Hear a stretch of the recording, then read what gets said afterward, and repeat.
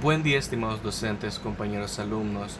Este día realizaremos el Seminario de Enfermedades Transmisibles 2, correspondiente al tema número 47, herpes virus 5, 6, 7 y 8.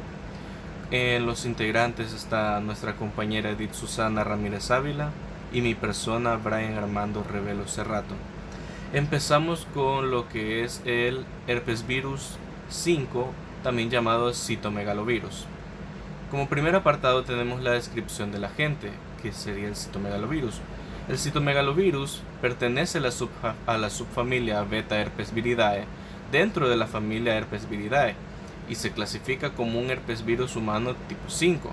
Posee la estructura típica de la familia y es indistinguible de otros miembros de la misma por una microscopía electrónica. Las partículas tienen un diámetro de entre 180 a 200 nanómetros y presenta un core denso, una cápside con simetría icosaédrica, un tegumento y una envoltura. Se han descrito hasta el momento tres tipos de partículas virales, las cuales son primeramente cuerpos densos o dense bodies, que no contienen DNA viral y están compuestos mayoritariamente por la proteína matriz pp65. Tenemos también partículas envueltas no infecciosas. Estas son morfológicamente indistinguibles de la partícula infecciosa, pero estas carecen de ADN viral. Y también tenemos los viriones, es decir, partículas completas e infectantes. El citomegalovirus humano es uno de los diversos virus emparentados con especificidad de especie, que van a causar enfermedades similares en distintos animales. Todos ellos producen células características aumentadas de tamaño, de ahí es que proviene el nombre de citomegalovirus. El citomegalovirus es un herpesvirus beta y cuenta con DNA de doble hebra, 4 clases de ARN mensajero, una cápside proteínica y una cubierta lipoproteínica. Como otros virus herpéticos, va a presentar una simetría icosaédrica, la cual se replica en el núcleo celular y puede originar una infección lítica y productiva o una infección latente que puede distinguirse de otros virus herpéticos por propiedades biológicas determinadas, como puede ser la variedad de sus hospedadores que infecta y el tipo de citopatología que va a provocar. Su replicación va a estar acompañada de la producción de inclusiones intranucleares grandes y citoplásmicas más pequeñas. Parece que replicarse in vivo en diversos tipos de células, en cultivos celulares y crece preferentemente en lo que son los fibroblastos. Continuamos con la historia de enfermedad del citomegalovirus, y es que la historia del citomegalovirus es bastante interesante y se remonta hace muchos siglos atrás, con su descubrimiento inicial en la década de los 50, y es que el citomegalovirus fue descubierto por primera vez en la década de 1950 por investigadores que estudiaban células humanas en cultivo. Observaron células agrandadas y deformes bajo el microscopio, lo que llevó al nombre de citomegalia, debido a las características que poseían estas células. Luego, más adelante, en 1960, lograron identificar el agente causal de la citomegalia como un virus, y se le dio el nombre de citomegalovirus, o su abreviación que utilizaremos CMV. Se clasificó dentro de la familia Herpesviridae debido a su similitud que tenía con otros virus herpéticos. En la década de 1970 a 1980 hubo una expansión de su investigación, y es que se realizaron investigaciones más detalladas sobre el citomegalovirus, incluyendo lo que es su estructura viral, su genoma y su ciclo de vida. Se comprendieron mejor sus implicaciones clínicas y se identificaron las poblaciones de alto riesgo, como pueden ser los recién nacidos y las personas inmunocomprometidas. En la década de 1990 se desarrollaron las primeras técnicas de diagnóstico, y es que hasta el momento utilizaban técnicas de diagnóstico bastante comunes y causaban reacciones cruzadas. Es por eso que en los 90 realizaron lo que es la PCR, o la prueba de polimerasa en cadena reactiva, que permitió una detección más precisa del citomegalovirus en las muestras clínicas. El impacto que ha tenido el citomegalovirus en la medicina y la salud pública es que fue reconocido como una causa importante de las infecciones congénitas, especialmente en mujeres embarazadas, lo que llevó a un mayor énfasis en las medidas de prevención y la importancia de las pruebas de detección prenatal. En cuanto a su investigación contemporánea en el siglo XXI, la investigación sigue siendo activa y se está desarrollando estrategias de tratamiento y vacunas potenciales para así poder prevenir infecciones graves por citomegalovirus en poblaciones de alto riesgo. Otro factor que influyó bastante en el citomegalovirus fue la pandemia que hubo de VIH-Sida. Y es que la pandemia que hubo en la década de 1980 y 1990 destacó la importancia del citomegalovirus como una infección que era oportunista y que esta era grave en personas inmunocomprometidas, lo cual condujo a esfuerzos significativos para poder comprender y tratar la coinfección que tenía entre el VIH y el citomegalovirus. Prosiguiendo con el siguiente apartado, tenemos la descripción de la enfermedad. Y tenemos que el citomegalovirus es un virus común que puede infectar a las personas. En la mayoría de los casos la infección no va a causar síntomas notables. Sin embargo, en personas que ya lo habíamos dicho de alto riesgo, como pueden ser sistemas inmunológicos comprometidos o bebés recién nacidos, inclusive personas con VIH-Sida, el citomegalovirus puede causar enfermedades graves, las cuales van a afectar órganos como el hígado, los pulmones e incluso el sistema nervioso. Continuando con su epidemiología. Primeramente, el citomegalovirus es altamente prevalente en todo el mundo. Se estima que entre el 60 y el 90% de la población adulta del mundo está infectada con citomegalovirus.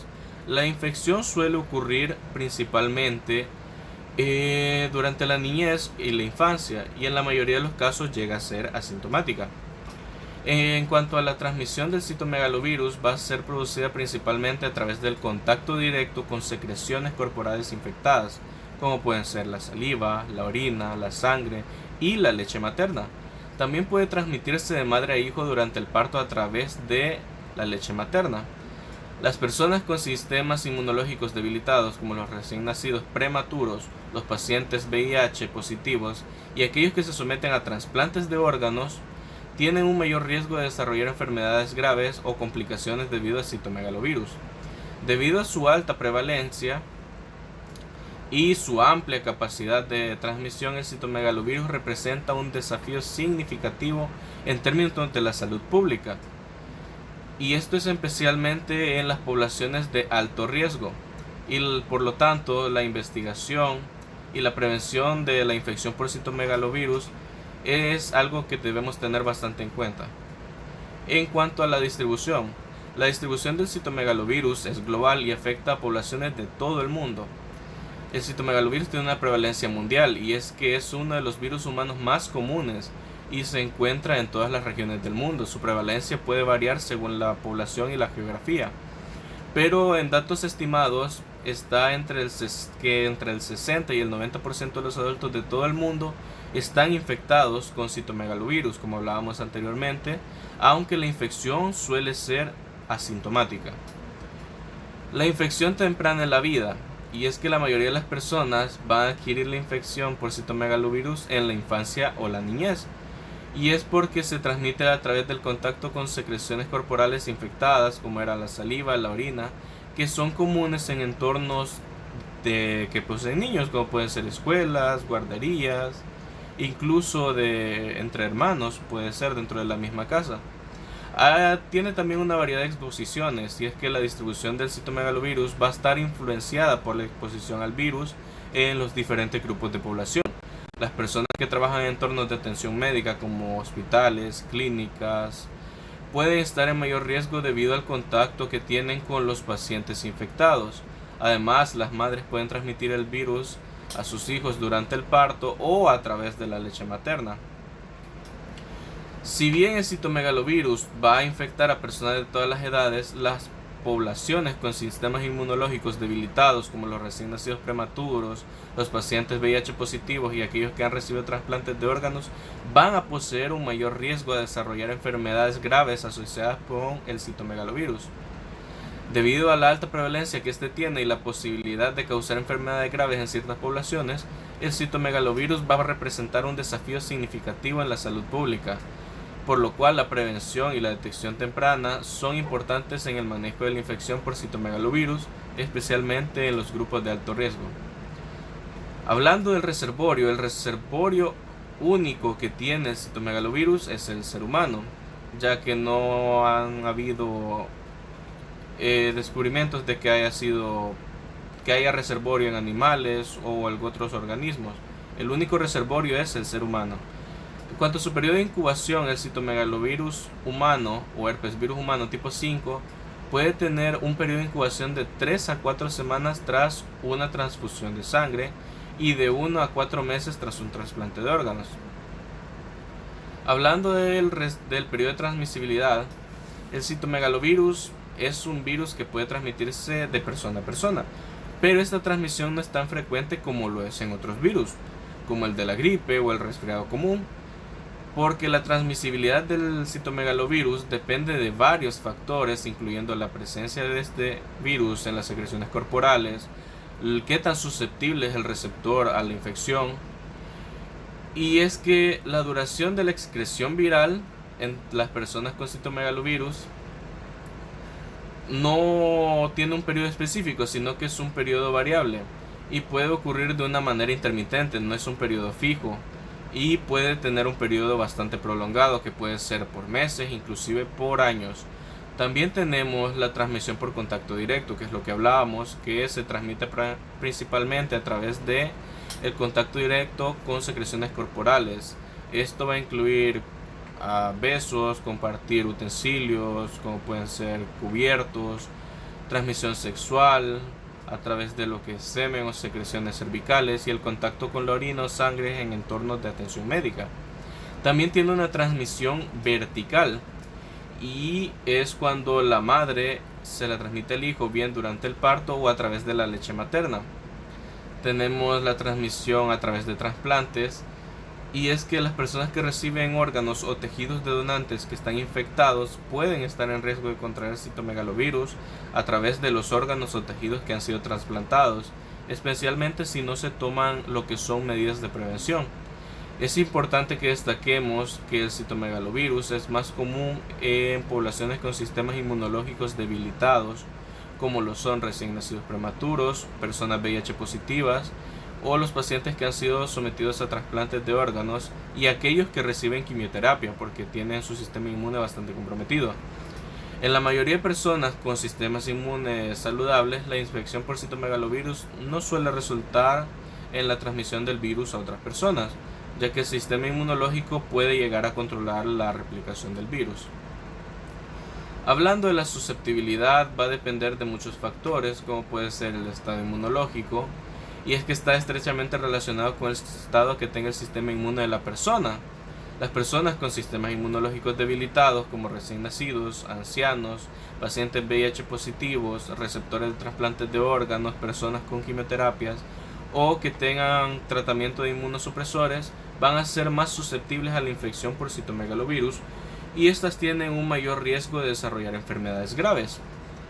La inmunidad anterior es algo que tenemos que tener en cuenta, y es que las personas que han sido previamente infectadas por citomegalovirus van a llegar a desarrollar lo que es una inmunidad parcial, no es total. Esto va a significar que pueden volver a ser reinfectadas con citomegalovirus. Es menos probable que desarrollen una enfermedad grave en comparación con las personas que nunca han estado expuestas al virus, pero pueden llegar a ser reactivadas.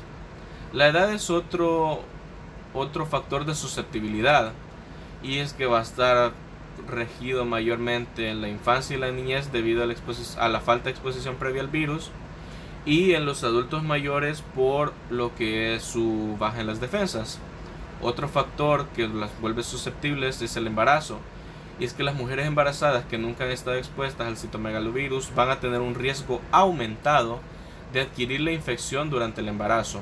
La transmisión de citomegalovirus de madre a hijo durante el embarazo puede llegar a tener graves consecuencias para el feto.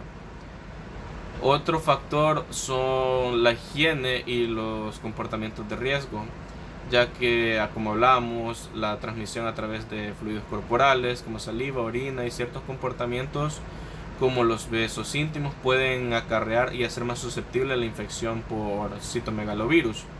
Hay factores genéticos también, ya que se ha sugerido que ciertos factores genéticos pueden influir en la susceptibilidad que tengamos al citomegalovirus, y en la gravedad de las infecciones que éste pueda provocar.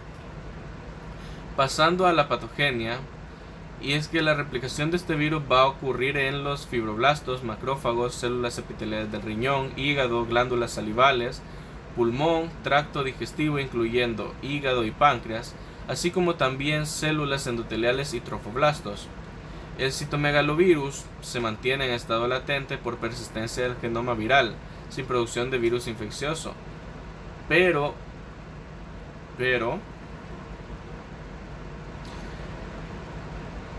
ante ciertos estímulos, este puede reactivarse y desarrollar una infección crónica con baja producción viral que es controlada especialmente por los linfocitos citotóxicos CD8. En el cuadro clínico del citomegalovirus vamos a observar dos tipos de cuadro clínico. El cuadro clínico que tienen los individuos inmunocompetentes y en pacientes inmunocomprometidos. En pacientes inmunocompetentes vamos a tener una infección que es asintomática y no va a presentar, y si llega a presentar síntomas serían síntomas leves. Mientras que en pacientes inmunocomprometidos, las complicaciones por citomegalovirus pueden ir desde el síndrome de mononucleosis light, complicaciones orgánicas, daño neurológico, infecciones congénitas o inclusive la reactivación de la infección. Continuamos con el diagnóstico de laboratorio. El diagnóstico de laboratorio de una infección por citomegalovirus va a depender de la detección de citopatología, antígeno o ADN en tejidos infectados por citomegalovirus, una detección de ADN o antígeno viral en líquidos corporales, o un aislamiento del virus a partir de tejido o secreciones, o como puede ser la demostración de seroconversión. El citomegalovirus puede cultivarse con facilidad en líneas celulares de fibroblastos diploides propagados en forma seriada. Por lo general, la demostración del crecimiento viral va a requerir de 1 a 14 días dependiendo de la concentración del virus en la muestra y de si vamos a utilizar técnicas de centrifugación y cultivo, como puede ser el shell vial, en cubreobjetos con tinción de anticuerpos fluorescentes a fin de acelerar la detección. Es posible que detectemos la presencia de células grandes con inclusiones en el sedimento de la orina en las infecciones generalizadas por citomegalovirus. Sin embargo, esta técnica es muy poco sensible y va a proporcionar resultados positivos solo cuando existen grandes cantidades de virus presentes en la orina. Continuando con el diagnóstico diferencial, y es que el diagnóstico diferencial puede considerarse como las mismas complicaciones que posee el virus, ya que una de las enfermedades será la mononucleosis infecciosa causada por el virus de Epstein-Barr. Otras infecciones virales respiratorias también deberían de ser descartadas. Las infecciones bacterianas, como en los casos de fiebre y malestar general, las infecciones bacterianas como la neumonía bacteriana o la sepsis van a tener síntomas similares a los de una infección por citomegalovirus, y el diagnóstico que vamos a utilizar va a ser basado en pruebas de laboratorio y evaluación clínica. En cuanto a la mononucleosis causada por Epstein-Barr, va a compartir síntomas similares con la infección por citomegalovirus, como pueden ser fiebre, fatiga, dolor de garganta e inflamación de los ganglios linfáticos. Las pruebas serológicas específicas van a ayudar a diferenciar entre ambas infecciones.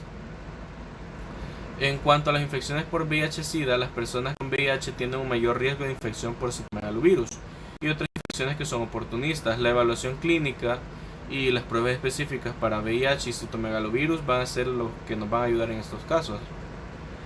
Las enfermedades autoinmunes son otras que debemos descartar, y es que algunos, como el lupus eritematoso sistémico, pueden presentar síntomas similares a los de citomegalovirus, como eran fiebre, fatiga y dolor articular. La evaluación clínica y las pruebas serológicas específicas son las que nos van a ayudar para el diagnóstico. Otra puede ser el toxoplasma, y es que en pacientes inmunocomprometidos la infección por el parásito Toxoplasma gondii puede dar lugar a síntomas neurológicos que son similares a los de infección por citomegalovirus. En cuanto a las pruebas enfermedades hematológicas, En pacientes con enfermedades como la leucemia o el linfoma, la fiebre y otros síntomas pueden estar relacionados con la enfermedad subyacente o con complicaciones infecciosas. Aquí lo que nos ayudará será la evaluación clínica y las pruebas específicas. En cuanto a las complicaciones por citomegalovirus, este puede dar lugar a una serie de complicaciones, especialmente en personas con sistemas inmunológicos debilitados o en aquellas que están en grupos de riesgo. Estas complicaciones pueden ser graves y variar según el órgano o el sistema afectado, dentro de las cuales podemos tener una hepatitis por citomegalovirus, y es que este puede infectar el hígado, lo que va a llegar a una inflamación hepática, conocido como una hepatitis por citomegalovirus. Esto va a provocar los síntomas como dolor abdominal, una ictericia y anormalidades en las pruebas hepáticas. El citomegalovirus también afecta a los pulmones, produciendo así una neumonía por citomegalovirus. Esta es una complicación grave en personas con sistemas inmunológicos deprimidos y puede causar síntomas respiratorios graves como dificultad para respirar, tos, fiebre y dolor en el pecho.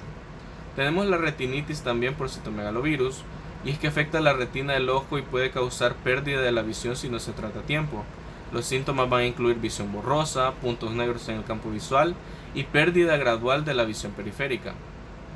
También vamos a tener lo que es una colitis por citomegalovirus, y es que al afectar el tracto gastrointestinal, lo que nos va a conllevar a una colitis, va a causar diarrea grave, dolor abdominal y sangrado intestinal. Lo podemos observar en la imagen que se nos presenta.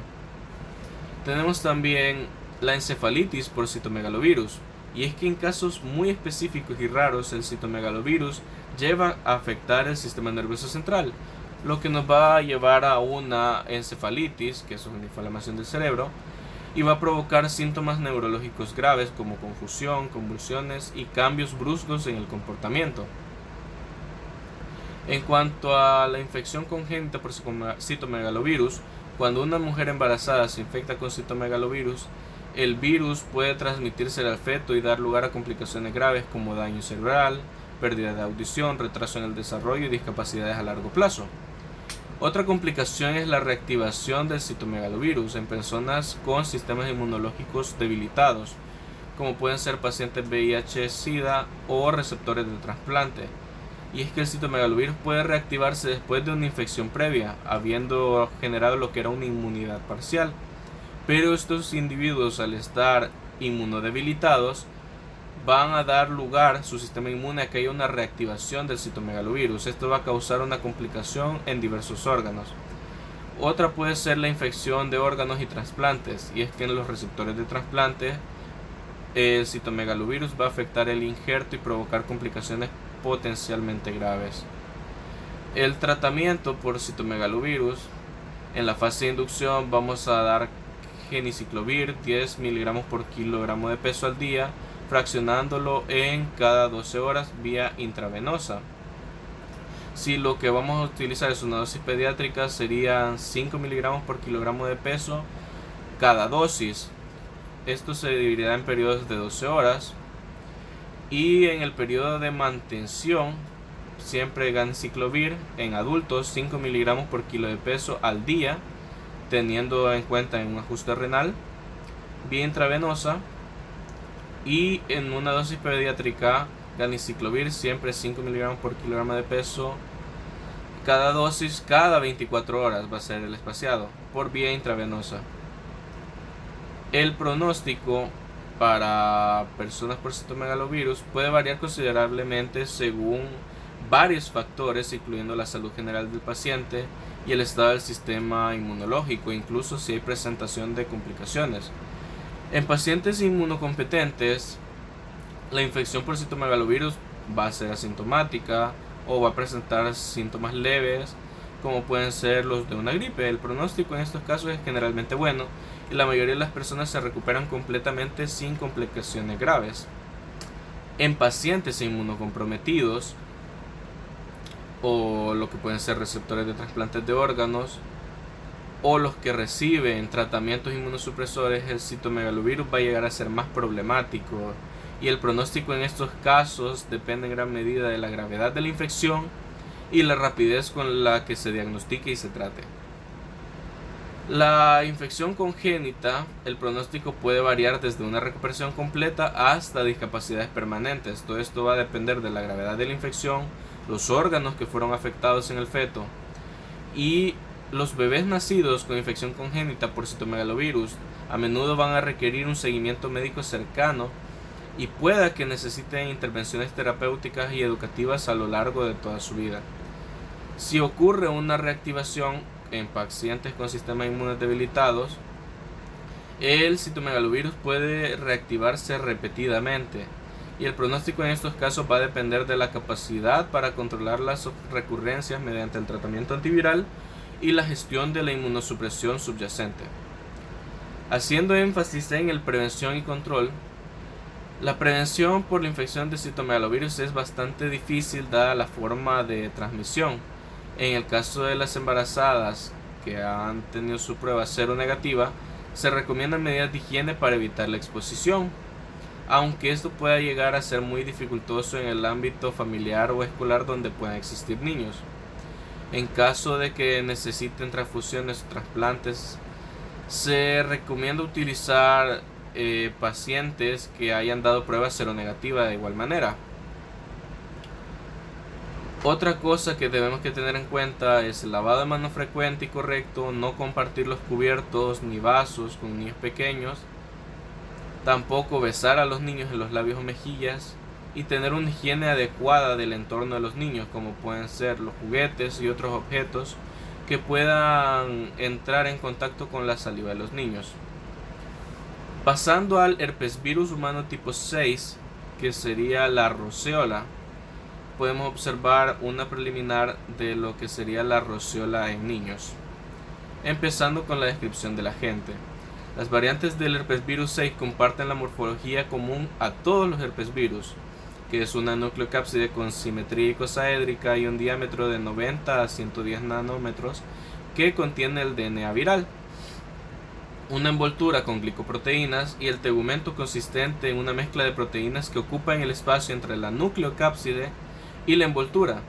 El virión puede medir de aproximadamente 150 o 180 a 200 nanómetros y la estructura del virión del herpesvirus 7 es bastante similar. Ambos pertenecen al género Roseolovirus, integrantes de la subfamilia Beta Herpesviridae dentro de la familia Herpesviridae. Continuando con la historia de la enfermedad, el descubrimiento fue en 1986 por el Dr. Salahuddin en el Instituto Nacional del Cáncer de Estados Unidos. Se le dio el nombre de herpesvirus humano debido a la relación que este tenía con otros herpesvirus como el herpes simple o el virus de Epstein-Barr. La clasificación es que se clasifican dos variantes, herpesvirus 6A y herpesvirus 6B. El herpesvirus 6B es el más común y se asocia con diversas enfermedades, mientras que el herpesvirus 6A se encuentra con lo que es menos frecuencia. Las enfermedades asociadas con el herpesvirus 6 han sido muchas, incluido el exantema súbito infantil, también llamado roceola infantil, que es una erupción repentina en niños pequeños. Además, se ha investigado su posible reacción o relación con enfermedades neurológicas y otras afecciones, aunque aún se están realizando investigaciones para comprender completamente su papel en estas enfermedades. Pasando a la descripción de la enfermedad. El herpesvirus humano 6 es un virus que causa la enfermedad conocida como exantema súbito infantil, también conocido como roceola infantil. Esta enfermedad generalmente va a afectar lo que son bebés y niños pequeños, presentando un inicio súbito con fiebre alta que puede durar varios días, seguida de una erupción cutánea rosada que se extiende por el cuerpo, de ahí su nombre roceola. Los niños también pueden experimentar síntomas leves como puede ser la irritabilidad, congestión nasal, y por lo general el exantema súbito infantil es una enfermedad benigna y que está autolimitada.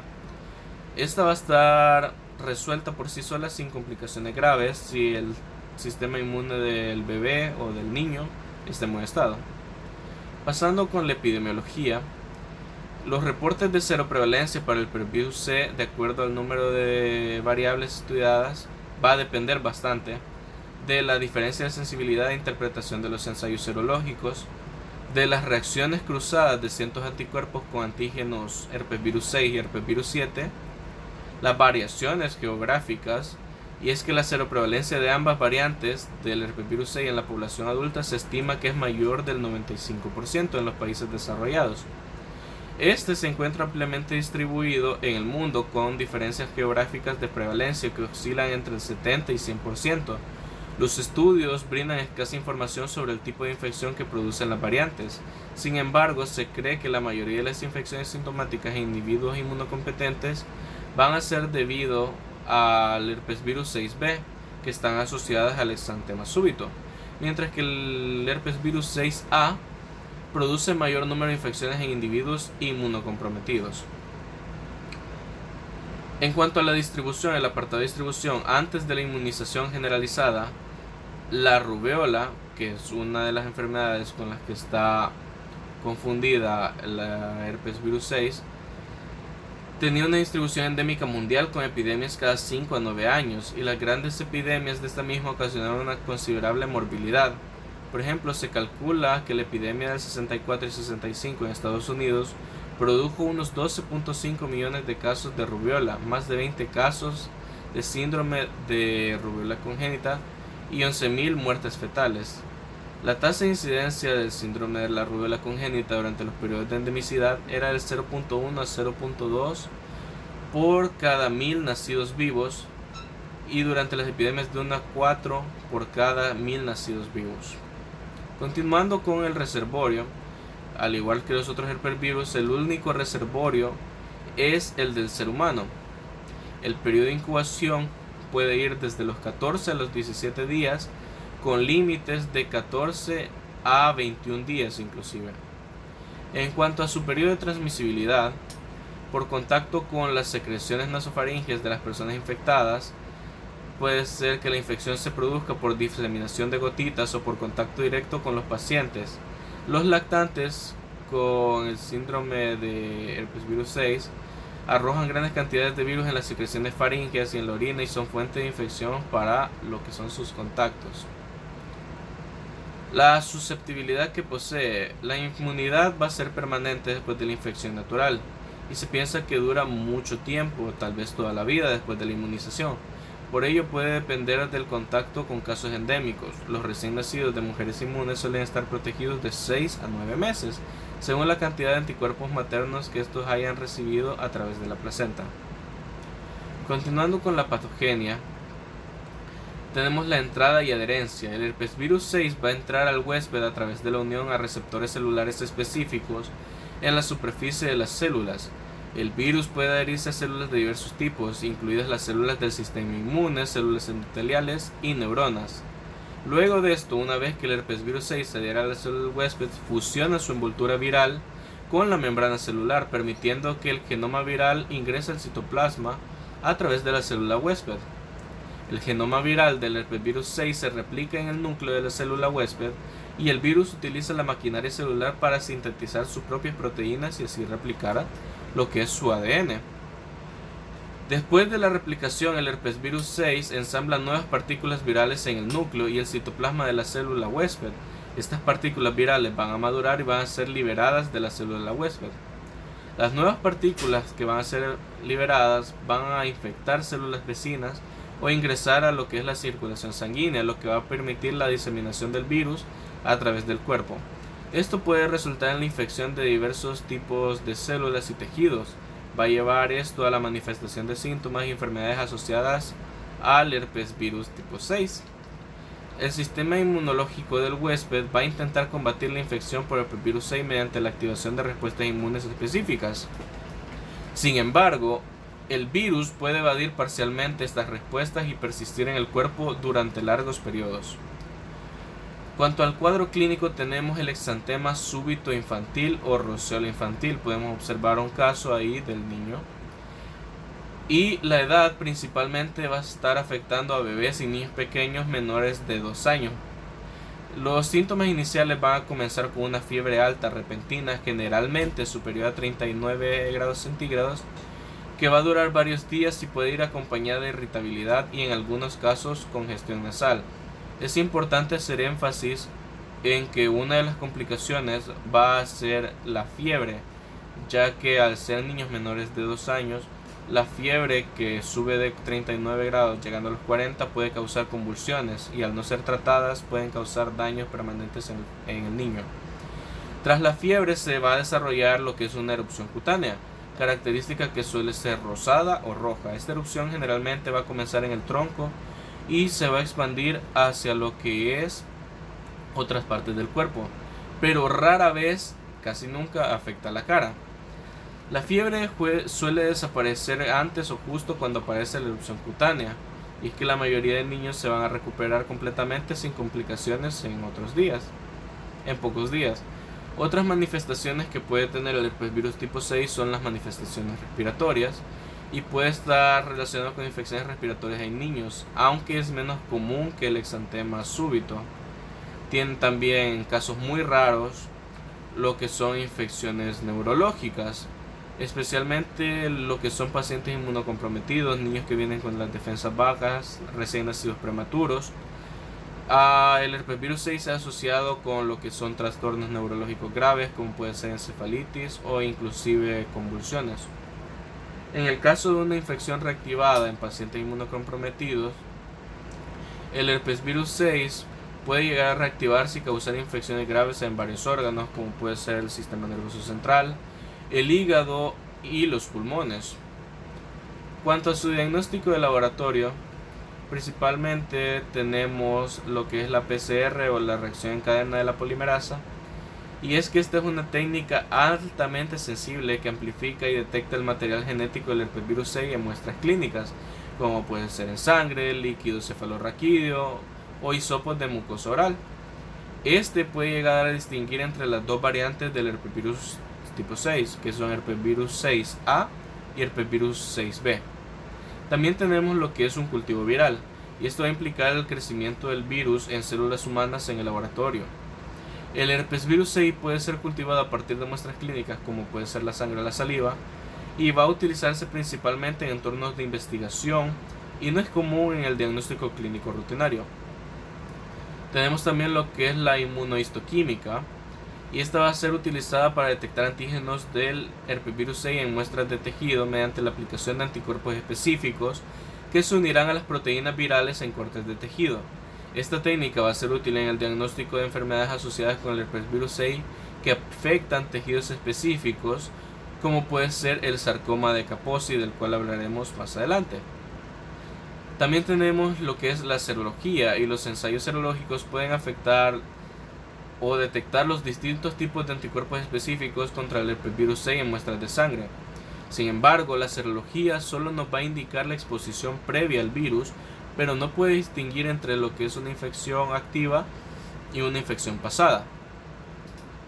El diagnóstico diferencial que tendremos para el herpesvirus 6 es el exantema súbito infantil, primeramente, o la rosola infantil, y este va a estar caracterizado por fiebre alta seguida de una erupción cutánea rosada, como habíamos hablado. En caso de niños con estos síntomas, el diagnóstico diferencial puede incluir otras enfermedades virales que causan exantemas, como el sarampión o la rubéola. También puede dar infecciones virales respiratorias, como fiebre, congestión nasal y tos, que pueden estar presentes en infecciones por otros virus respiratorios comunes, como lo que es el virus sincitial respiratorio, el virus de la influenza o algún rinovirus común. En cuanto a las enfermedades neurológicas, si un paciente presenta síntomas neurológicos graves, como pueden ser convulsiones, alteraciones del estado mental o inclusive lo que pueden ser cambios bruscos en la personalidad, el diagnóstico diferencial puede incluir otras enfermedades neurológicas infecciosas, como puede ser una encefalitis viral o la meningitis. En cuanto a la reactivación en pacientes inmunocomprometidos, especialmente en aquellos con VIH-Sida o receptores de trasplante, la reactivación puede causar infecciones graves que van a requerir un diagnóstico diferencial con otras infecciones oportunistas y graves asociadas con la inmunosupresión. Otra que puede estar dentro del diagnóstico diferencial es el sarcoma de Kaposi, Y es que si se sospecha de una enfermedad relacionada con el herpes virus 6 como el sarcoma de Kaposi, el diagnóstico diferencial puede incluir otras condiciones que afectan la piel o los órganos internos, como puede ser un linfoma o un carcinoma incluso.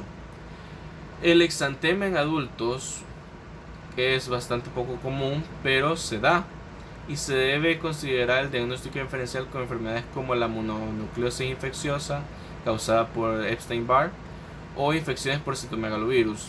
Acá podemos observar lo que es un caso real de exantema en lo que es un adulto. Pasaríamos a lo que es las complicaciones del herpes virus. Esta puede traer complicaciones neurológicas, como ya habíamos hablado, puede causar convulsiones, puede causar trastornos del pensamiento, trastornos de la personalidad, infecciones graves en pacientes inmunocomprometidos. Como sabemos, los herpesvirus son infecciones oportunistas, van a buscar el momento en el que el paciente tenga sus defensas bajas para así causar las complicaciones. Van a tener las complicaciones cutáneas, que pueden ser el exantema o las lesiones características que hemos visto. Puede haber complicaciones en trasplantes de médula ósea, y es que el herpesvirus puede infectar el tejido subyacente al que se está adhiriendo, y esto puede causar complicaciones en el trasplante. También tiene un impacto bastante fuerte en pacientes con VIH-Sida, que son pacientes inmunocomprometidos, y podemos ver que causa lesiones cutáneas bastante marcadas. En cuanto al tratamiento, los antivirales como el ganiciclovir, foscarnet, cidofovir van a ser activos frente al herpesvirus 6 in vitro, mientras que el cidofovir tiene la mejor actividad inhibitoria in vitro. El ganiciclovir y el foscarnet son activos frente a las dos variantes del herpesvirus 6, como es el herpesvirus 6A y el herpesvirus 6B, aunque con el ganiciclovir se requiere una dosis mayor para el herpesvirus tipo 6B. En cuanto al pronóstico, va a depender de varios factores, como puede ser en caso del exantema súbito infantil. En la mayoría de los casos va a ser una enfermedad autolimitada y benigna en los bebés y los niños pequeños. Por lo general, la fiebre y la erupción cutánea van a desaparecer por sí solas en pocos días, y la recuperación va a ser completa. El pronóstico suele ser bastante excelente y no se espera complicaciones a largo plazo en niños con buena salud general. Las infecciones graves en pacientes inmunocomprometidos, por otro lado, el pronóstico suele ser más grave, y es que la reactivación puede llevar a complicaciones graves como lo puede ser la encefalitis, neumonía o inclusive lo que pueden ser otras infecciones diseminadas. El pronóstico va a depender de la gravedad de la infección y de la respuesta al tratamiento. El manejo adecuado de la infección y la atención médica especializada van a ser fundamentales para que mejoremos el pronóstico en estos casos.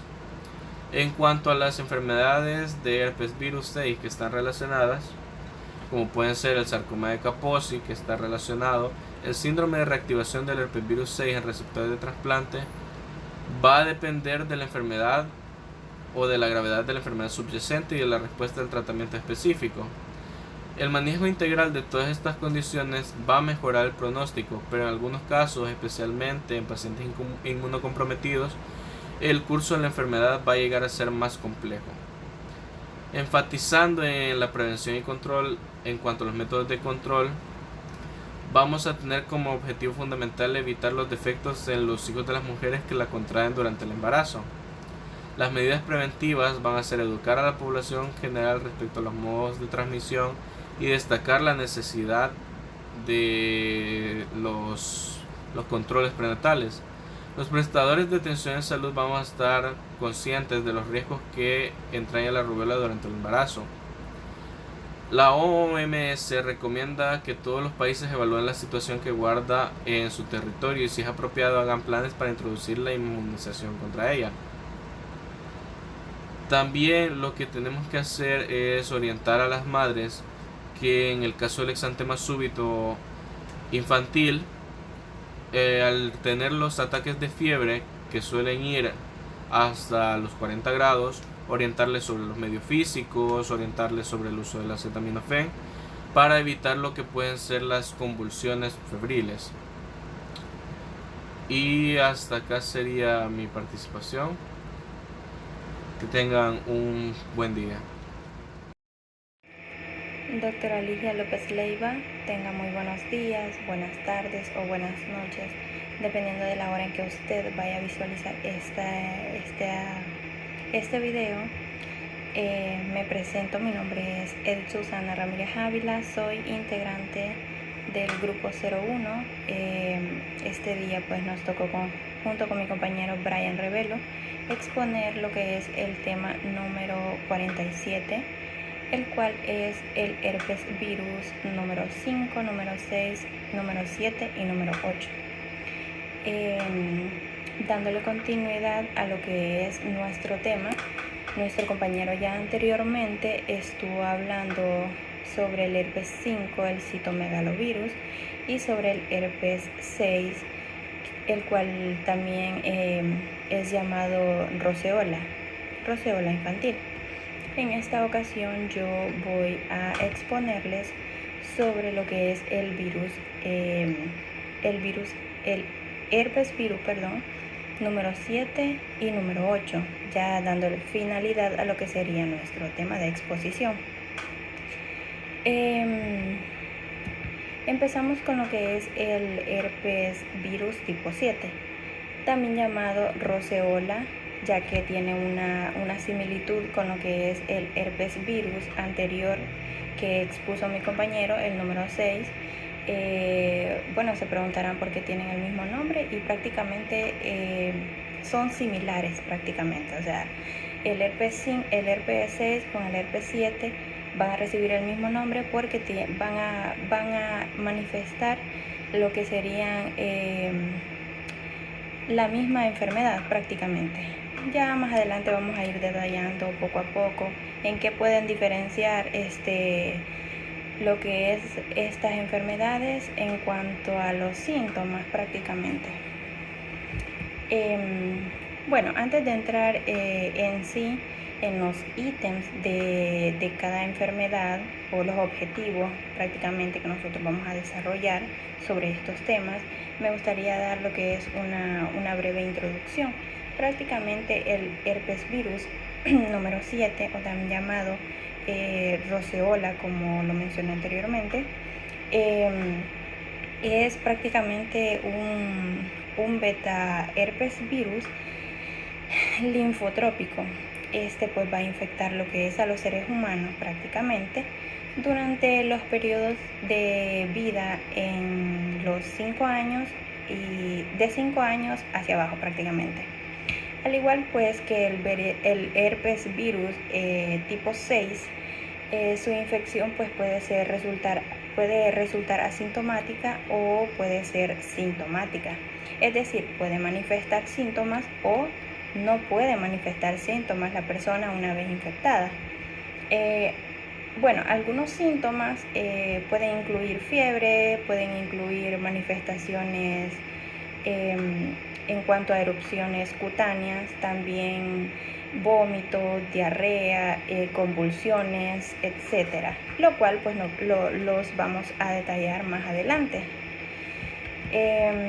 Ahora sí, empezamos con lo que es la primera diapositiva, bueno, la segunda más bien dicho, donde hablaremos prácticamente sobre la descripción del agente herpes virus tipo 7. Estos virus pues comparten la morfología común de todos los virus de herpes virus. Miden aproximadamente 150 a 200 nanómetros. Tienen prácticamente la misma estructura, pertenecen al mismo género roceolovirus, los cuales son integrantes de la subfamilia beta herpes virinae, dentro de la familia pues de los herpes viridae. Aparte de eso, pues podemos mencionar que se trata de un virus de ADN bicateriano, rodeados de una cúspide, cúspide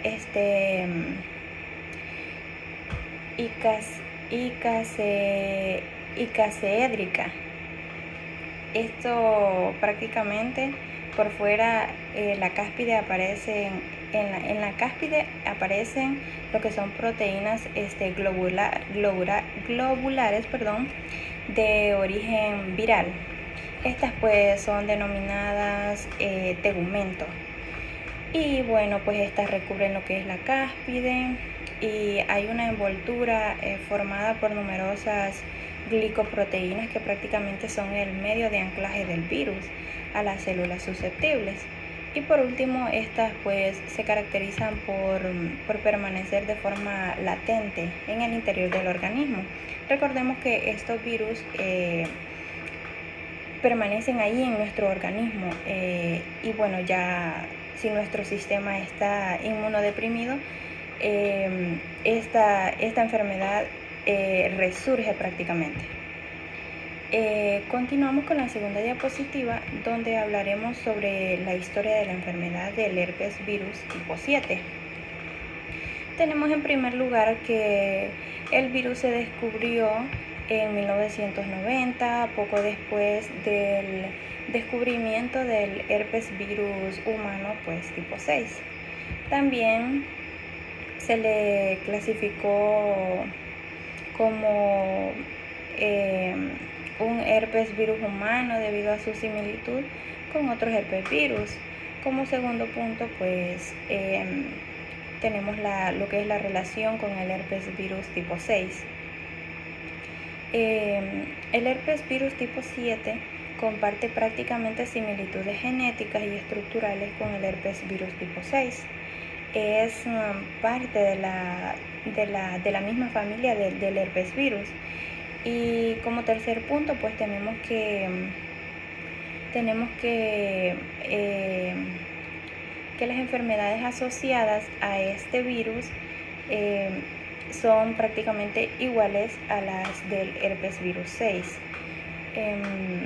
Se ha asociado principalmente a enfermedades en los niños como el exantema súbito infantil, que también que recibe el mismo nombre de lo que es la roceola infantil.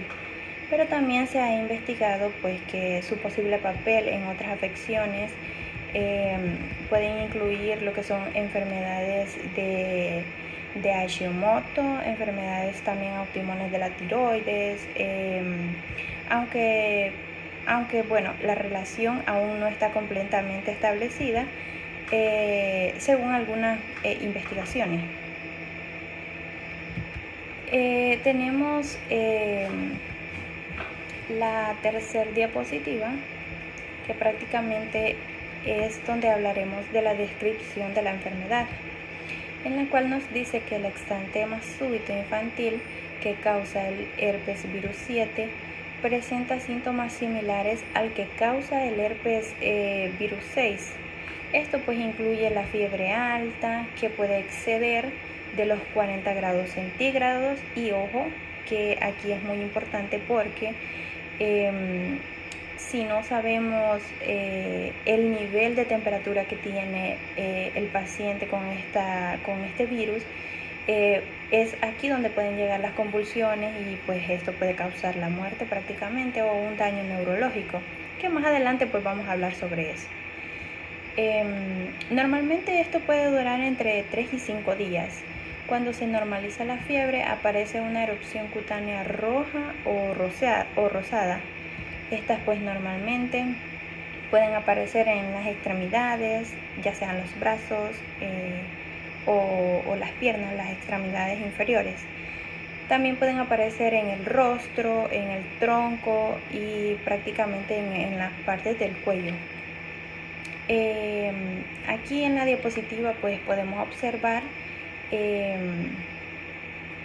una imagen que hace referencia a una niña con fiebre alta, y ahí es donde pues relacionamos lo que son los parámetros de la fiebre que ocurre como signo y síntomas en cuanto al herpes tipo 7, como lo dijimos anteriormente, que Esta anda entre los valores de 38 grados centígrados a 40 grados centígrados. En la siguiente diapositiva pues tenemos la epidemiología del herpes virus tipo 7. Vamos a decir que la seroprevalencia del herpes virus humano tipo 7 en algunos adultos varía entre el 60 al 90%. Prácticamente la infección se adquiere en los primeros años de vida, generalmente luego de la infección por el herpes virus humano tipo 6, 6B. Aunque el herpes virus humano tipo 7 es más eficiente en su transmisión, se desconoce prácticamente la razón por la cual los niños se infectan habitualmente antes con el virus herpes humano es tipo 6B. Prácticamente pues la mayor parte de los niños infectados entre los 2 y los 5 años probablemente hayan sido contagiados por el contacto con la saliva de sus padres o de sus hermanos o de personas que están alrededor de ellos, ya sea porque, bueno, sabemos que cuando vemos un niño lo que hacemos pues es cargarlo, darle besitos, y hay algunas personas que prácticamente lo besan en la boca y eso está malo. Entonces esta es una forma de transmisión por el cual los niños prácticamente se adquieren lo que es el virus, pero más adelante vamos a hablar sobre eso, lo detallaremos a profundidad. Alrededor del 18% de los niños están infectados al año prácticamente, y el 53% de los niños andan entre los 2 años. Continuamos con la siguiente diapositiva, donde vamos a hablar sobre la distribución del herpes virus tipo 7. Decimos que es un virus que se encuentra en todo el mundo y que se distribuye de manera amplia en la población humana. Aparte de eso, pues es un virus que se transmite de persona a persona, en la cual más adelante pues detallaremos eso. Su distribución global no se limita a regiones geográficas específicas. También aquí podemos decir que la mayoría de personas en todo el mundo hemos estado expuestas al virus, aunque tal vez no nos hayamos dado cuenta. En general, pues la distribución de este virus es amplia y no se asocia con una zona geográfica específica, aunque la prevalencia de la infección puede variar por 2 o 3 factores, los cuales pueden ser la edad y la población, ya que pues anteriormente mencionábamos que suele ocurrir más que todo en los niños. Seguimos con las diapositivas, donde mencionaremos en la presente diapositiva quién va a ser el reservorio y el periodo de incubación. Prácticamente el reservorio pues somos nosotros, los seres humanos, y el periodo de incubación es de 14 a 17 días, con un límite de 14 a 21 días.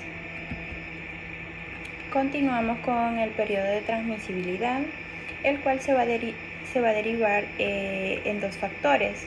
El primero con respecto al exantema súbito infantil, conocido también como rociola infantil, que será una de las manifestaciones más comunes de la infección por herpes virus tipo 7.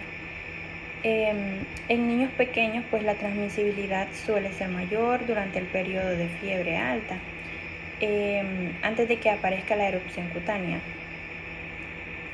Una vez que la erupción cutánea aparece y la fiebre comienza pues a disminuir, la transmisibilidad del virus suele disminuir significativamente, recordando de que las fiebres en estos niños se puede presentar entre los 38 grados centígrados hasta los 40 grados centígrados. El segundo factor que involucramos en la reactivación de lo que es el virus incluye a los pacientes inmunocomprometidos, reactivación en pacientes inmunocomprometidos, como por ejemplo aquellos que tienen VIH-Sida o receptores de trasplantes. La reactivación de lo que es el herpes virus humano tipo 7 puede dar lugar a la liberación del virus en la sangre o también en otros fluidos corporales. Bueno, en estos casos la transmisibilidad del virus puede persistir durante un periodo prolongado y el virus puede transmitirse de una persona a otra persona a través de la sangre, la saliva también, o también otros fluidos corporales, perdón. A través de la sangre, pues recordemos que hay personas que donamos sangre, incluso a través de la saliva, las personas que, como lo mencionaba anteriormente, tienen la costumbre de besar a los niños en la boca y pues de otros fluidos, etcétera. Tenemos en la siguiente diapositiva lo que es la susceptibilidad del herpes virus tipo 7. En primer lugar tenemos que la susceptibilidad se dará en los niños y los bebés. La mayoría de las infecciones primarias del herpes virus humano tipo 7 ocurre durante la infancia, como lo mencionábamos anteriormente, entre los niños de 5 años para abajo.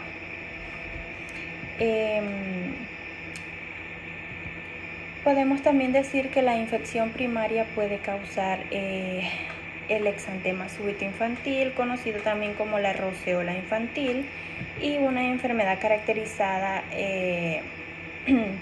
bueno, esta enfermedad prácticamente de la roceola infantil también va acompañada de lo que es la fiebre alta y las erupciones cutáneas, como anteriormente lo mencionábamos. Luego también tenemos lo que son los pacientes inmunocomprometidos. Aquí pues vamos a incluir las personas tanto inmunocomprometidas como las personas inmunodeficientes. Bueno, las personas con sistemas inmunológicos debilitados, como por ejemplo aquellas que tienen VIH-Sida, también las personas que donan órganos o que reciben órganos, prácticamente el trasplante de órganos, también aquellas personas que están con un tratamiento inmunosupresor, personas también hemodializadas, o sea, aquellas personas que tienen una falla renal y que pues prácticamente les están haciendo constantemente diálisis o hemodiálisis. Estas personas también corren el riesgo de prácticamente infectarse con este virus. También en estos pacientes la susceptibilidad a la reactivación es significativamente mayor en cuanto al virus. En adultos y en adolescentes la susceptibilidad prácticamente es mucho más baja, ya que estos van a desarrollar lo que es una inmunidad a lo que es el virus. Prácticamente puede ser por alguna otra infección que ya anteriormente les haya surgido en su cuerpo. Muy bien, vamos a continuar con las diapositivas y tenemos en la presente diapositiva lo que es la patogenia. Mencionamos que el virus del herpes humano 7 se considera el agente etiológico de un 10% de los casos de roceola infantum. Prácticamente nos referimos a la roceola infantil, con los síntomas similares a los producidos por la variante de lo que es el herpes virus tipo 6B.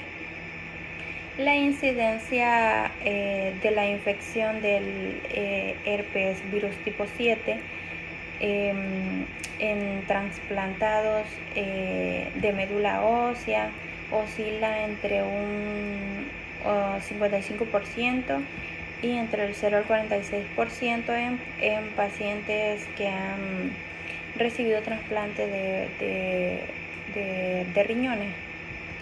La mayoría de las infecciones parece producirse por la reactivación. Las manifestaciones clínicas directas de la infección por el herpes virus tipo 7 en trasplantados incluye el síndrome febril, inespecífico también asociado a las citopenias.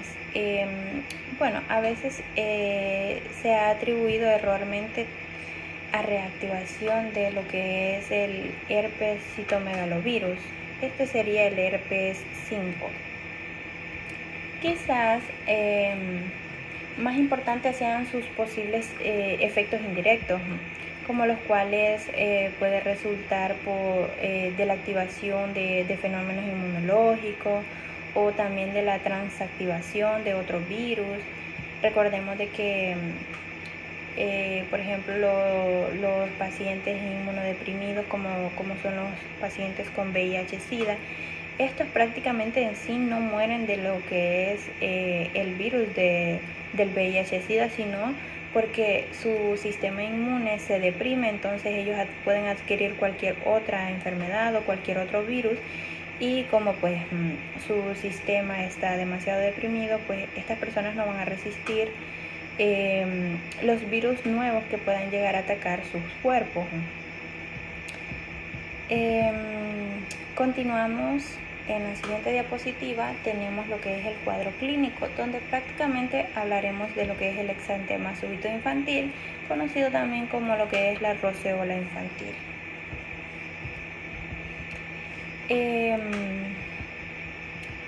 Aquí tenemos factores involucrados. En primer lugar tenemos lo que es la edad. La edad afecta principalmente a bebés y a niños pequeños, generalmente menores de 2 años.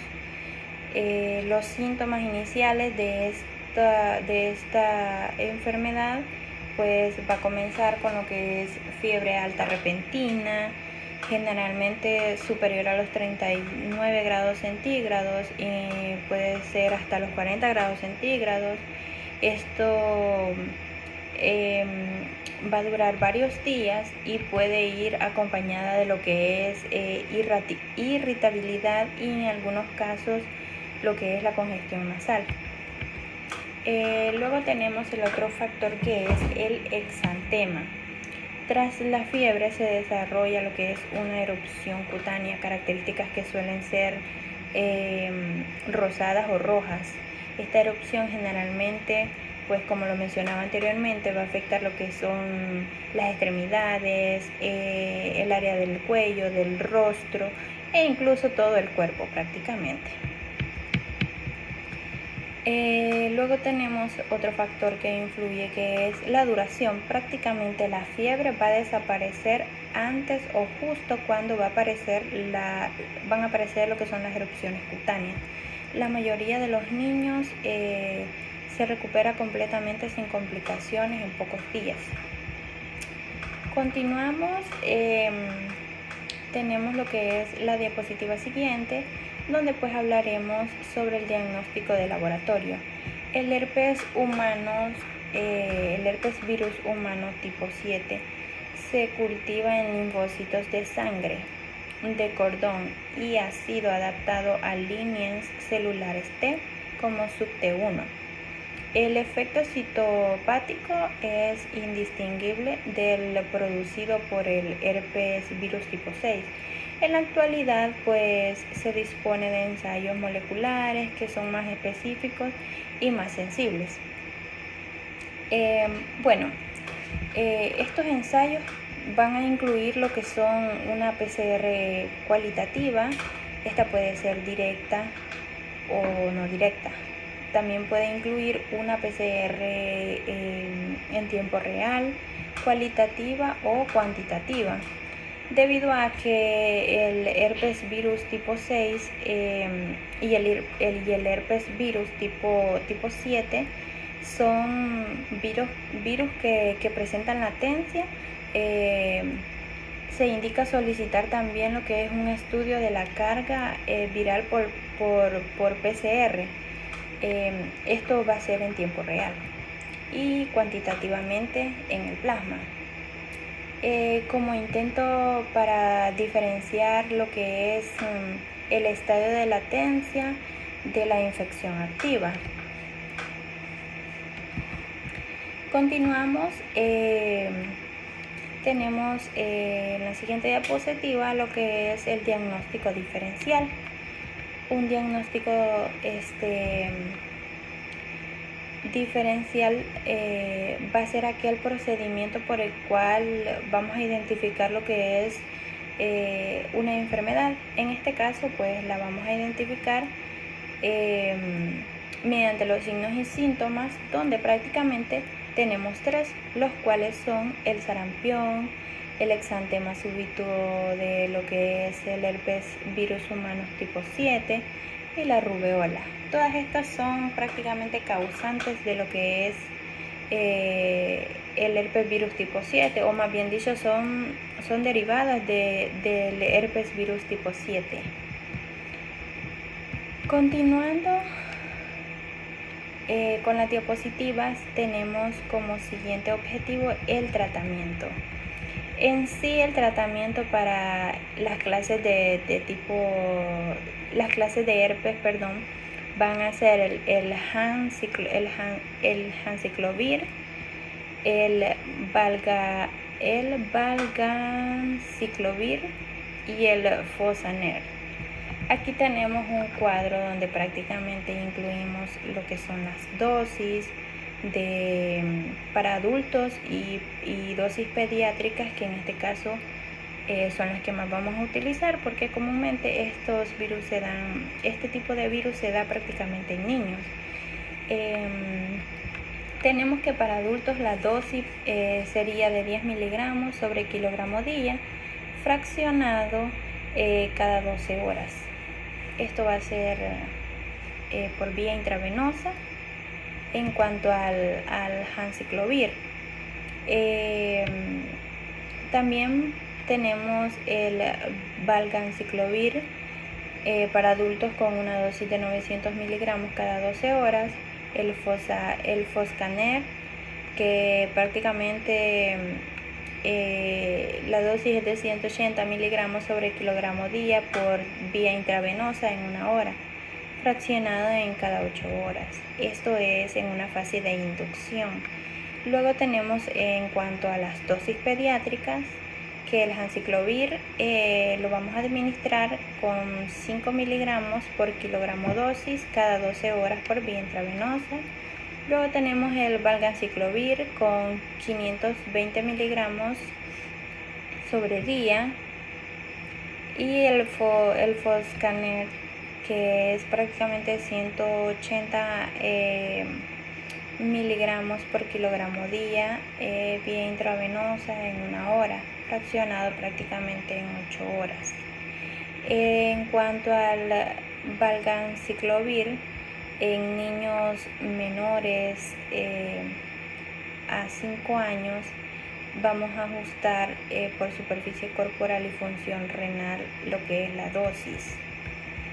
Y luego tenemos lo que es la dosis, la fase de mantención, donde prácticamente en cuanto a la dosis pediátrica vamos a utilizar 5 miligramos por kilogramos dosis cada 24 horas por vía intravenosa en cuanto al anciclovir. Y en cuanto al fármaco valganciclovir, tenemos lo que es la dosis de 520 miligramos por metro cuadrado día. Y al igual que la indicación anterior, si son niños menores de 5 años, pues vamos a ajustar ahí la dosis por superficie corporal y por la función renal. En cuanto al Foscarnet, tenemos una dosis de 90 miligramos por kilogramo día intravenoso pues en una hora, fraccionado cada 12 o 24 horas. Esto sería todo en cuanto al tratamiento. Continuando, tenemos el siguiente objetivo, el cual es las complicaciones de lo que sería el herpes virus humano tipo 7. En cuanto a las complicaciones, tenemos las complicaciones cutáneas. En algunos casos, la infección por herpes virus tipo 7 puede causar erupciones cutáneas graves, como por ejemplo ampollas en la piel. Estas lesiones pueden requerir tratamiento médico y también pueden causar incomodidad significativa. También tenemos las complicaciones neurológicas que pues aunque raras, las infecciones por este virus han sido asociadas con complicaciones neurológicas, como por ejemplo tenemos la encefalitis, que esta pues va a ser una inflamación del cerebro. También tenemos lo que son las convulsiones, especialmente en pacientes inmunocomprometidos o en casos de reactivación del virus. Tenemos también el impacto en pacientes inmunocomprometidos. En estos pacientes con sistemas inmunológicos debilitados, como por ejemplo aquellos pacientes con VIH-Sida o receptores de trasplantes, la reactivación del virus herpes tipo 7 puede llegar a infecciones graves que van a afectar múltiples órganos y tejidos. Estas infecciones pueden ser potencialmente mortales y requerir lo que es una atención médica urgente. Tenemos también lo que son las enfermedades relacionadas al herpes virus humano tipo 7. En algunos casos ha estado involucrado lo que es el herpes tipo 7 en enfermedades relacionadas, como por ejemplo el síndrome de reactivación del herpes virus tipo 7. También está lo que son ha estado involucrada en receptores de trasplantes o su posible contribución a enfermedades autoinmunitarias, aunque se necesitan más investigaciones para poder comprender completamente estas relaciones. Continuamos con la siguiente diapositiva. Tenemos el pronóstico del herpes tipo 7. Tenemos en primer lugar lo que es el exantema súbito infantil, también llamado roceola infantil. Podemos decir que en niños que se desarrolla el exantema súbito infantil, el pronóstico es excelente. Esta enfermedad generalmente es autolimitada y benigna, y los síntomas pues como la fiebre alta, las erupciones cutáneas, tienden a resolverse por sí solos en pocos días. La mayoría de los niños pues se recupera completamente sin complicaciones a largo plazo, y la inmunidad a este tipo de herpes virus 7 suele desarrollarse después de la infección. Luego tenemos lo que son los pacientes inmunocompetentes con otras manifestaciones clínicas. Por ejemplo, pueden ser las erupciones cutáneas graves o también los síntomas neurológicos que anteriormente ya mencionábamos. En general, pues la mayoría de las personas se recuperan completamente con el tratamiento adecuado, y los pacientes inmunocomprometidos, estos van a ser aquellos pacientes con VIH-Sida o receptores de trasplantes. El pronóstico puede ser más complicado. La reactivación del herpes virus tipo 7 prácticamente en estos pacientes puede dar lugar a otras infecciones graves que van a afectar prácticamente múltiples órganos y tejidos, como lo mencionábamos pues también anteriormente. El pronóstico en este grupo de pacientes va a depender de factores como por ejemplo la gravedad de la infección y la eficacia del tratamiento. La atención médica especializada y la prevención de la reactivación son esenciales para mejorar lo que es el pronóstico. Y como último objetivo tenemos lo que es la prevención y el control de lo que es el herpes virus tipo 7. Cabe destacar que para todos los tipos de herpes la prevención y el control pues va a ser similar. Aquí tenemos una imagen donde mencionamos que una de las prevenciones pues va a ser el lavado de manos frecuentes y correctamente. Muchas veces, ¿verdad? Nosotros a veces comemos sin lavarnos las manos y hemos tocado muchas cosas que están infectadas con múltiples bacterias y virus, y es ahí donde pues vienen las enfermedades. También no tenemos que compartir cubiertos ni vasos con niños pequeños.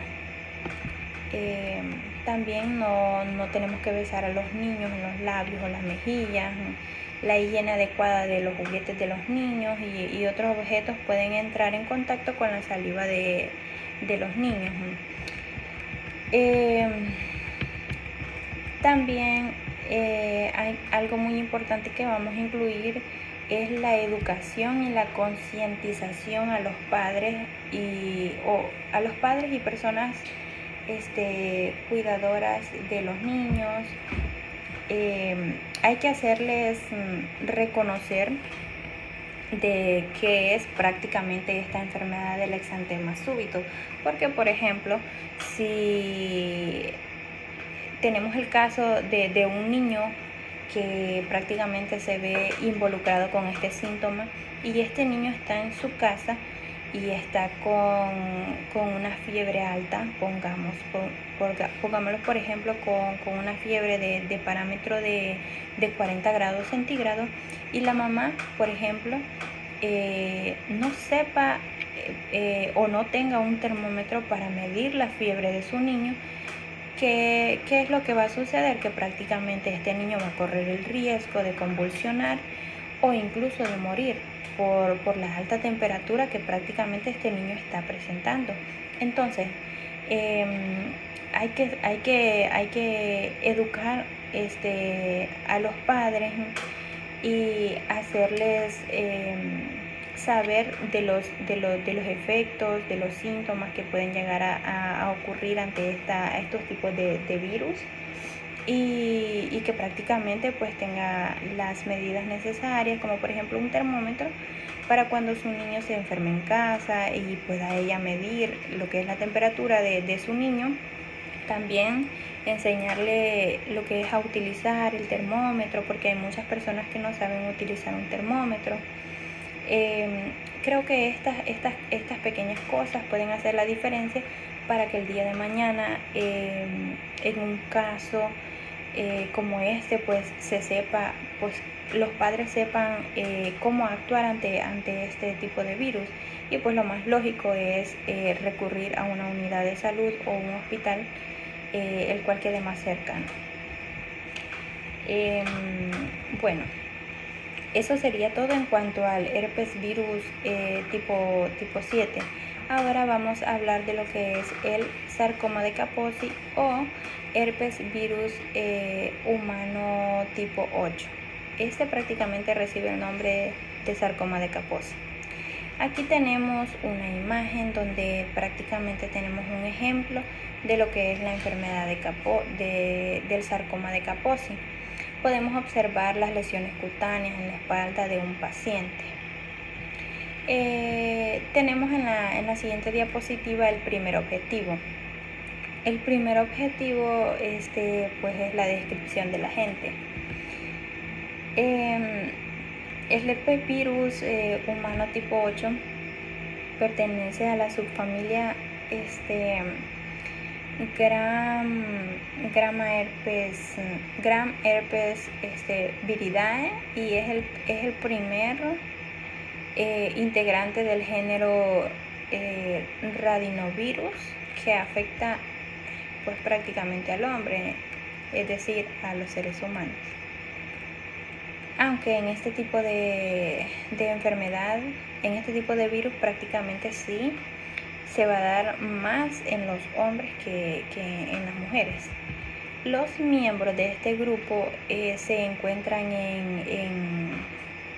en los primates no humanos, ungulados, conejos y ratones, siendo causantes de linfomas fulminantes y otros desórdenes del sistema hematopoyético. Los radinovirus comparten una estructura genómica similar y la mayoría contiene secuencias que parecen capturadas del genoma celular. Bueno, estas consecuencias codifican enzimas del metabolismo nucleotídico.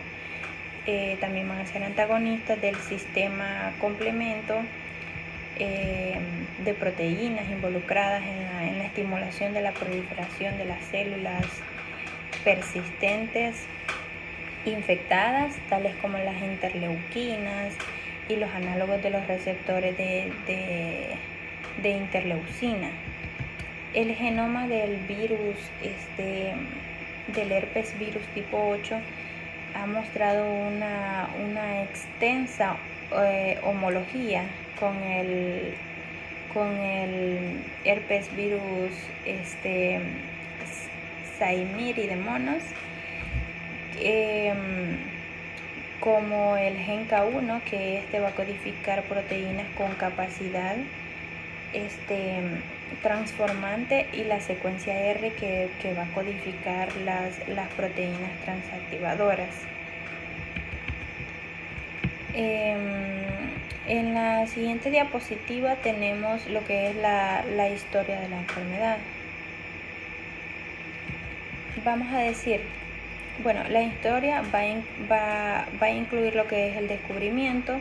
El herpes virus tipo 8 fue descubierto en 1994 por un equipo de investigadores liderado por el Dr. Yuan Zhang y la doctora Patrick Moore en la Universidad de Columbia. Fue identificado en las células de los tumores de sarcoma de Kaposi.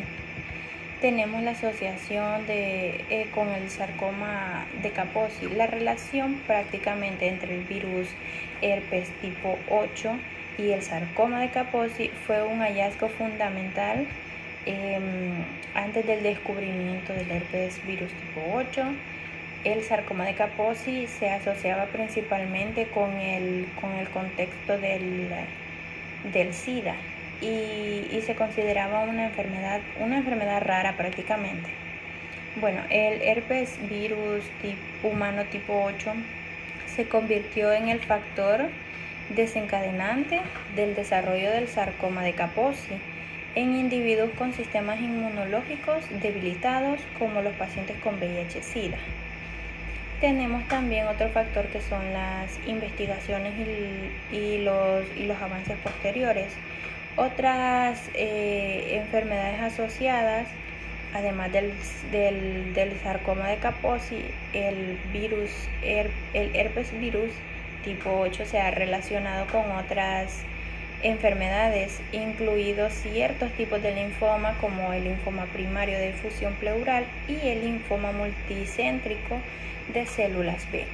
También se ha asociado con el síndrome de Castleman multicéntrico, que prácticamente es una enfermedad del sistema linfático.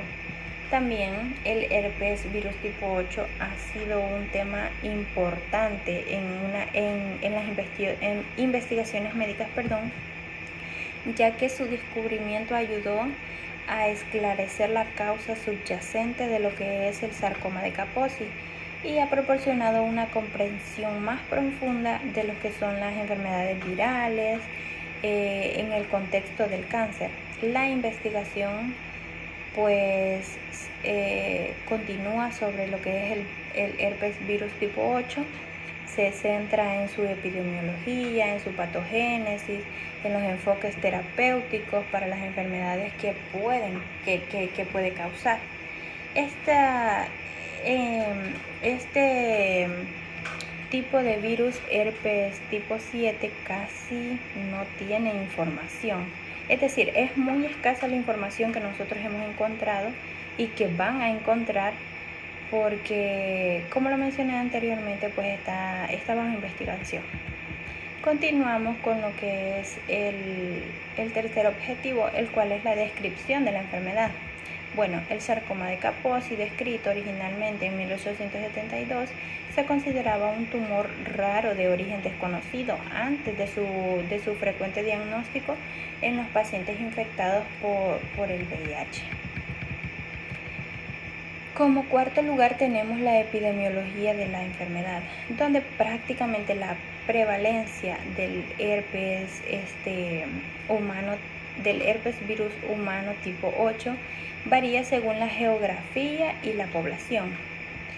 Es más común en áreas como por ejemplo África y en áreas mediterráneas donde el sarcoma de Kaposi endémico es más frecuente. En continuación con las diapositivas tenemos la distribución. El herpes virus humano tipo 8 tiene una distribución mundial, pero muestra grandes diferencias entre distintas áreas geográficas. En la mayor parte de África, la seroprevalencia supera el 50%. La prevalencia en Asia, Latinoamérica, Estados Unidos y en el norte de Europa es prácticamente baja, siendo relativamente alta en el sur de Italia. En la siguiente diapositiva pues hablaremos sobre el reservorio y el periodo de incubación. El reservorio prácticamente somos nosotros los seres humanos, y en cuanto al periodo de incubación,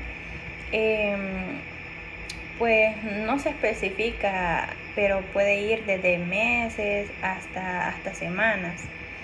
Cabe recalcar, como mencioné anteriormente, que para este tipo de herpes virus 8 casi no se encuentra mucha información al respecto. Por esa razón, algunos objetivos mencionados y por mencionar van a ser descritos pues brevemente. A continuación tenemos el periodo de la transmisibilidad en la presente diapositiva. El herpes virus tipo 8 no es un virus ubicuo como los demás miembros de la familia Herpesviridae. Los modos de transmisión no parecen ser los mismos en los países de baja endemicidad, el cual tenemos un porcentaje de un 5%, como en aquellos países de alta endemicidad tenemos un porcentaje de un 10%. A continuación tenemos los países de alta endemicidad. Aquí pues diremos que la mayoría de los infectados son hombres homosexuales, y la seroprevalencia pues alcanzaría lo que es un 70% en los individuos coinfectados con el VIH. Numerosos factores de riesgo aumentan la seroprevalencia del herpes virus tipo 8. La promiscuidad, la seropositividad para el VIH, la antigüedad de la actividad homosexual, los antecedentes de las enfermedades de transmisión sexual y también el uso de drogas ilícitas por vía intravenosa. Luego continuamos con lo que es los países de alta endemicidad. En ellos pues la epidemia de lo que es el virus y los modos de transmisión pues son diferentes. La seroprevalencia pues es alta y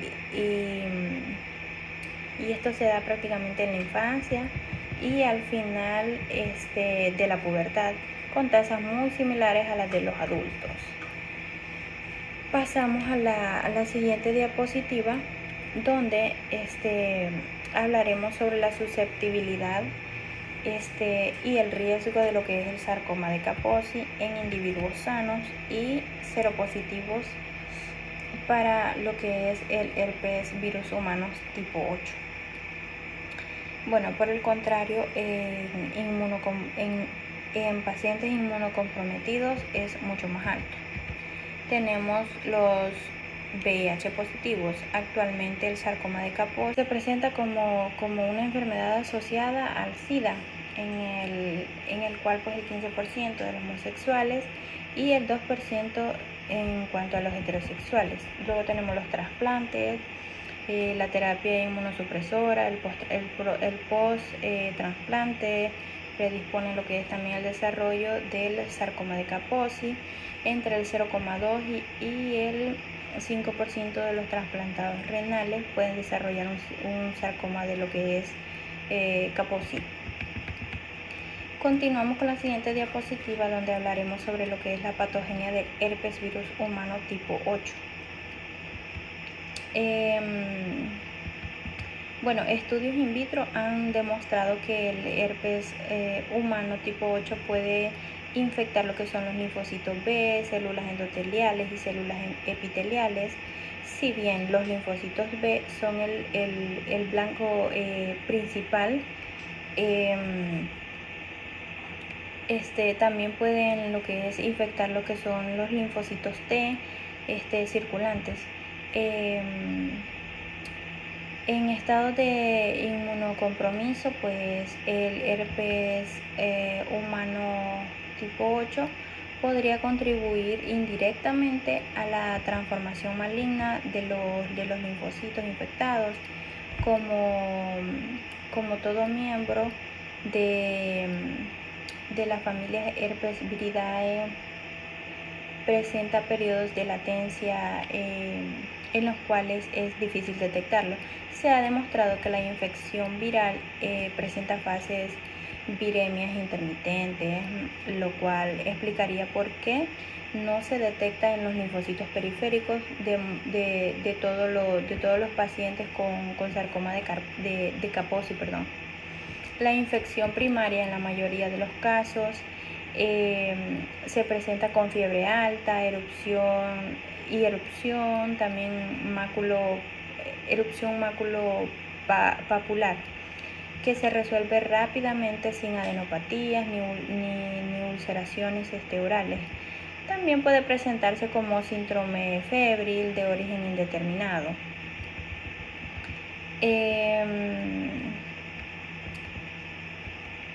Luego tenemos en la siguiente diapositiva tenemos lo que es la continuación de la patogenia, donde pues prácticamente relacionamos enfermedades como la enfermedad multicéntrica de Castleman. La enfermedad pues fue descrita inicialmente en la década de los 50. Pues va a ser un síndrome linfoproliferativo policlonal que pues va a afectar a una variedad de tejidos linfoides o no linfoides en su forma sistémica. Suele acompañarse de una sintomatología general. Dicho cuadro se halla intimidantemente relacionado al cuadro del sarcoma de Kaposi. En aquellos pacientes con evidencia de lo que es la infección por el VIH, podemos observar en la imagen la lesión que causa lo que es esta enfermedad. Tenemos en segundo lugar el sarcoma de Kaposi, principalmente pues es la enfermedad asociada a la infección por herpes virus humano tipo 8. El sarcoma pues es una neoplasia vascular que va a afectar lo que es la piel y los tejidos blandos, con una anatomía patológica compleja que prácticamente presenta un componente angiogénico, uno proliferativo y otro inflamatorio. El comportamiento clínico de esta enfermedad es más parecido a un cáncer que a un proceso infeccioso, de tal manera que pues se trata prácticamente como si fuera un cáncer, el cual pues más adelante vamos a hablar sobre su tratamiento. A continuación damos a conocer en la siguiente diapositiva el cuadro clínico. En niños inmunocompetentes, la infección primaria por el herpes virus humano, tipo 8, se asocia con lo que son síntomas leves e inespecíficos de fiebre y erupción cutánea. En adultos, pues la infección primaria del herpes virus humano tipo 8 se ha relacionado con enfermedades clínicas caracterizadas como, por ejemplo, diarrea, fatiga y la linfadenopatía. Presentamos en la siguiente diapositiva el diagnóstico de laboratorio de la infección por herpes humano tipo 8. Este se basa en métodos directos en biología molecular, dirigidos a detectar el ácido nucleico del virus, y métodos indirectos basados en la demostración de anticuerpos frente a distintos antígenos del virus. El uso de ambos métodos de diagnóstico es esencial para el estudio epidemiológico del virus, el manejo de lo que es el manejo clínico prácticamente de pacientes infectados por virus VIH y el trasplante de órganos. Sin embargo, el diagnóstico del sarcoma de Kaposi, también tenemos el linfoma con derrame primario o la enfermedad de Castleman, dependen de marcadores celulares citológicos e inmunológicos. También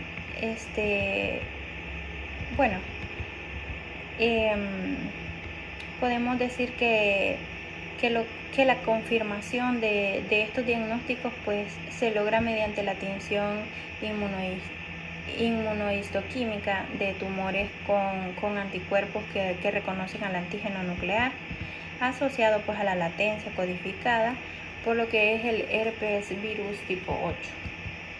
Estos han utilizado la reacción en cadena de la polimerasa para identificar el ADN de lo que es el herpes virus tipo 8 dentro del tejido tumoral. En la siguiente diapositiva podemos observar el diagnóstico diferencial. El diagnóstico diferencial a tener en cuenta en estos pacientes debe incluir enfermedades asociadas con el VIH, como la angiomatosis bacilar producida por sus tipos de Bartonella, también el sarcoma de Kaposi, como lo podemos ver en la imagen, los linfomas no Hodgkin y otras como la gingivitis ulcerativa necrosante, o también lesiones papilomatosas asociadas a lo que es el virus del papiloma humano. Continuamos con la siguiente diapositiva, donde hablaremos sobre el tratamiento de la enfermedad de lo que es el herpes virus tipo 8. El tratamiento difiere según el tipo de enfermedad asociada a este virus. Por ejemplo, tenemos el sarcoma de Kaposi. Aquí prácticamente los inhibidores de la DNA polimerasa de los virus herpes, como Foscarnet, Anciclovir y el Cidofovir, son efectivos en la infección lítica, pero no es latente. Existen publicaciones de tratamientos profilácticos exitosos con estos antivirales y también con sidobudina para prevenir el desarrollo del sarcoma de Kaposi. El control de la infección del VIH con el cóctel de antivirales utilizado en lo que es la terapia antirretroviral de alta eficacia es parte integral de una exitosa terapia para aquellos pacientes que tienen sarcoma de Kaposi asociado a lo que es el SIDA. En cuanto al linfoma primario de cavidades, se trata como un cáncer, con una combinación de ciclosfamida y también biscristina, antraciclinas, dexorubicina y corticosteroides administrados en forma cíclica. En la siguiente diapositiva pues tenemos las complicaciones de lo que es el herpes virus tipo 8. Las infecciones debidas al herpes virus tipo 8 puede provocar sarcoma de Kaposi, como lo mencionábamos anteriormente, y con menor frecuencia enfermedad de Castleman, linfomas de fusión primaria, supresión de la médula ósea y fallo multiorgánico. La enfermedad de herpes virus tipo 8 es más común entre los receptores de trasplantes de regiones endémicas, aunque ciertas poblaciones en regiones no endémicas también tienen un alto riesgo. Continuamos con el pronóstico de lo que es el herpes virus. Tenemos que el pronóstico del sarcoma de Kaposi varía según el tipo y la etapa de la enfermedad. En general, las formas más agresivas y diseminadas tienden a tener un pronóstico menos favorable. Con un tratamiento adecuado y el manejo de la infección por herpes virus tipo 8 se puede lograr resultados satisfactorios en muchos casos. Y por último tenemos lo que es la prevención y el control del herpes virus tipo 8. La mejor terapia para prevenir el sarcoma de Kaposi en VIH positivos es la misma terapia antirretroviral. Por otro lado, pues el caso de los pacientes trasplantados, la reducción de la terapia inmunosupresora en el manejo del sarcoma de Kaposi puede tener consecuencias adversas relacionadas con el rechazo del órgano, por lo que es necesario contar con tratamientos específicos. Tenemos la identificación de pacientes con alto riesgo y la detección temprana de lo que es el sarcoma de Kaposi. Los test serológicos son los más sensibles para detectar pacientes en riesgo, y el monitoreo de la carga viral en linfocitos periféricos en los pacientes con herpes virus tipo 8.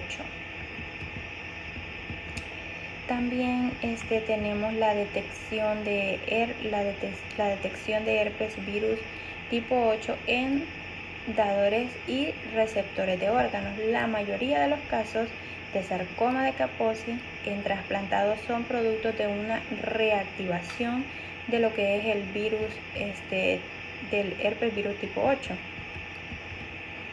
También